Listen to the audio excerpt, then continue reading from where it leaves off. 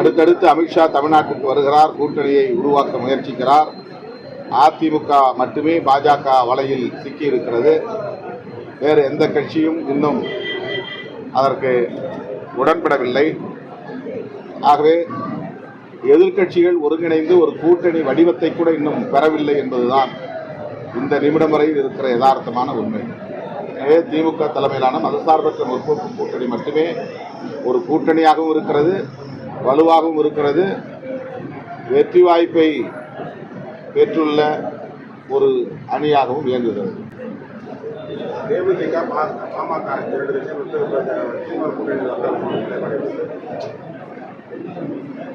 திமுக கூட்டணியில் மேலும் சில கட்சிகள் சேர வேண்டும் அல்லது சேர வேண்டாம் என்பது குறித்து முடிவெடுப்பது கூட்டணியின் தலைவர், தமிழ்நாடு முதல்வர். அவர்தான் முடிவு செய்வார். ஒவ்வொரு தேர்தலையும் நாங்கள் கூடுதலாக தான் சீட்டு எதிர்பார்க்குறோம், கூடுதலாக தான் கேட்குறோம். அந்தந்த காலச்சூழலுக்கு ஏற்ப கூட்டணி நலன்களையும் கருத்தில் கொண்டு எங்களுடைய பேச்சுவார்த்தை நடக்கும். கடைசியாக பேச்சுவார்த்தையில் முடிவு செய்வோம். தேமுதிக எந்த அணிக்கு போக வேண்டும் என்பதை அவர்கள் தான் முடிவு செய்ய வேண்டும்.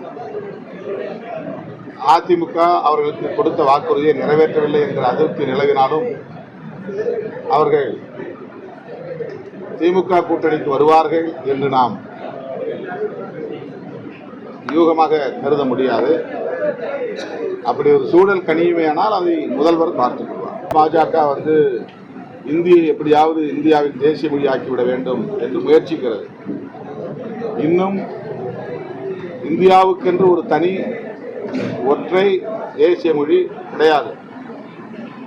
அப்படி இல்லாமலேயே நாம் இந்த அளவுக்கு ஒற்றுமையாகவும் ஒருமைப்பாட்டோடும் இயங்குகிறோம் என்பதுதான் போற்றுதலுக்குரியது. அதற்கு நம்முடைய அரசமைப்பு சட்டம் முக்கியமான காரணம். அரசமைப்பு சட்டம் பல மொழிகளை, பன்மைத்துவத்தை அங்கீகரிக்கிறது.